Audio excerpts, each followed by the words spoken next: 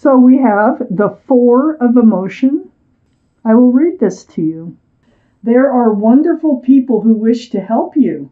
Opportunities are being offered to you, but you aren't noticing or trusting the gifts heaven is bestowing upon you.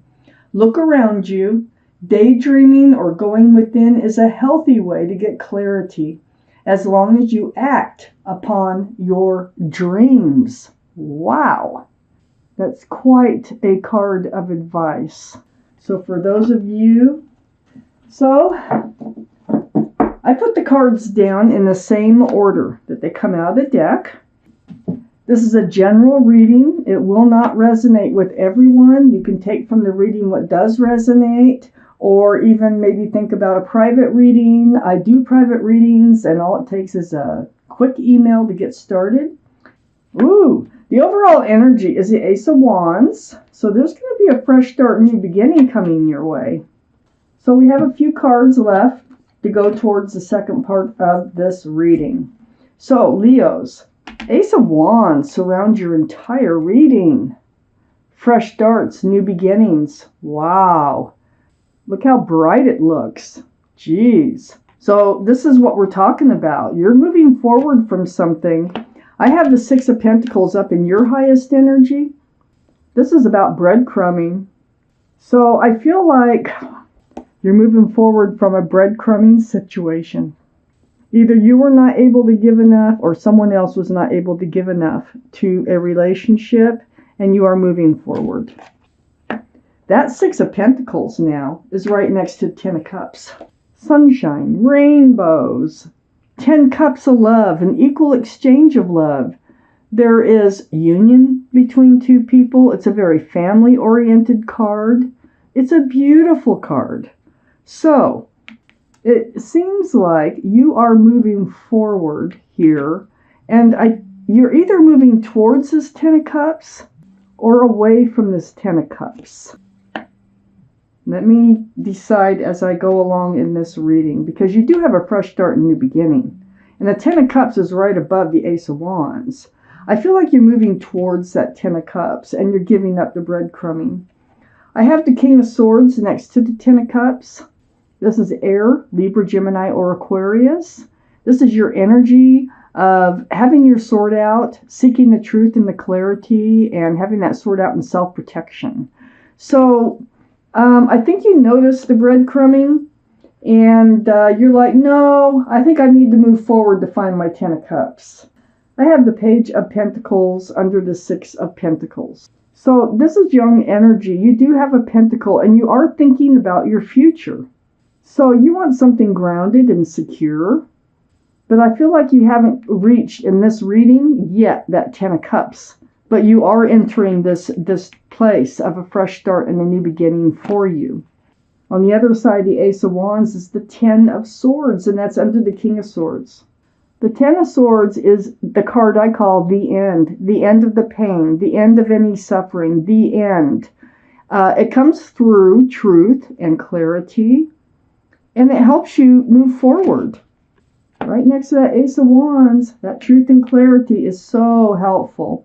And then under the Page of Pentacles, remember you're thinking about your future and, wanting to move forward from the Six of Pentacles type energy because you're looking for the 10 of Cups. Here's the Ace of Pentacles. That is an offer. I think you can offer this pentacle with the Page of Pentacles, and you might be offering it. You may have tried to offer it.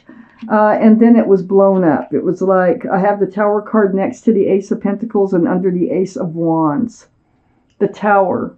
This is a card of the blowing up of, the destruction of, I think it's commitment. I think it was a relationship that you were in. It just kind of fell apart. I have the Six of Swords next to the Tower and under the 10 of Swords. So look at picking up all those swords of truth and clarity.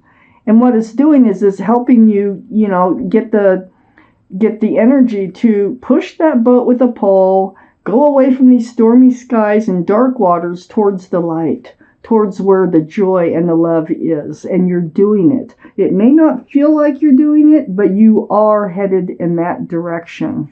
Rest of your cards. Okay.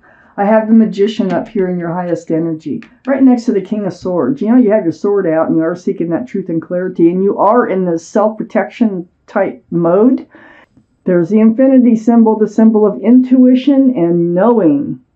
And guess what? You have all the tools to manifest anything you want in life, and I think you know it, and I think you're sticking to it. So, the Magician, you're manifesting. And I think you're manifesting the love here because I have the Queen of Cups right next to the Magician. This is water, Pisces, Scorpio, or Cancer that might be strong in your chart or around this reading. But there you are looking into that cup, and it's like you're wishing, you're hoping for love. You want that 10 of Cups. You are wondering if your soulmate, the person you're supposed to move forward with in life, is ever going to show up, and whatever the other questions are that you have, that cup is full of answers. But know that you can manifest this 10 of Cups. I have the Wheel next to the Queen of Cups.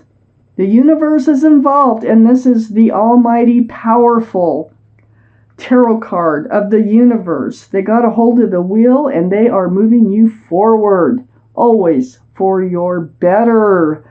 So here you are wondering, and you're probably just thinking, yeah, I can get what I want. I don't have to settle for breadcrumbing, okay? And you don't.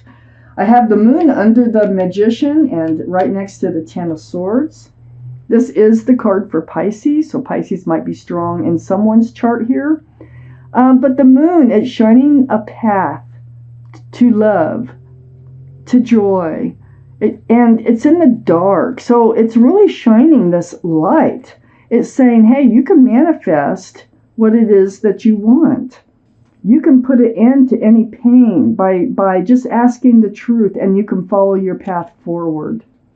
The Moon is right next to the Fool here, and the Fool is under the Queen of Cups. This is about throwing caution to the wind. This is like just living in the moment, living day by day. It's very joyful and, carefree, but eventually you start to look towards the future.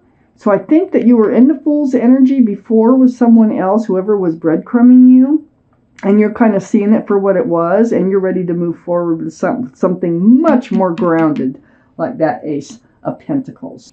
So that's under the Queen of Cups. You're wondering how you got, why are you here, wondering where your soulmate is, when you thought you had your soulmate and you didn't have your soulmate. And blah.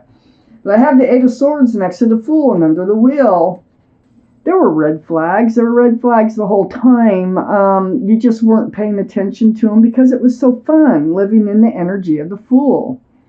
Those swords of truth and clarity, they've been all around you. You've had a blindfold on. You've just been ignoring them. You can't see them. You have your fist on your chin rather than taking off that blindfold. Your mouth isn't bound either, asking for the truth and the clarity. So the Wheel is taking you away from another decision that you had made prior in your life. I have the High Priestess under the Moon and next to the Six of Swords. So the High Priestess, wow, this is the card for intuition and knowing in the tarot deck. So you have the infinity symbol above the Magician's head that you can manifest. Also, this is under the Moon, hidden things being revealed, night turning to day, past being enlightened for you. The High Priestess here says follow your intuition. Pay attention, the Moon is right back here, okay? And it is shining a light through your meditation, through your praying, through your soul searching, however you do it. Pay attention to how you feel. Pay attention to when your heart, your head, and your gut come together, and let it guide you. That's what the Wheel wants. That's what the universe wants. And the Moon is saying, let it guide you. Let your intuition guide you. You have the path to move forward, to manifest what it is you want in your life. I have the Four, and it's right next to the Six of Swords. So what it's telling me too is that you are manifesting, you are moving forward. You might not feel like it because it is a kind of slow moving card, that Six of Swords. But keep paying attention. Pay attention to how you feel and what you think you should do. I have the Four of Pentacles next to the High Priestess and under the Fool. Hang on to your pentacles. You know, don't give up your security and stability if you're not sure about it, okay? So just hang on to them. It looks like you have done a lot of work for yourself. Just hang on to your pentacles.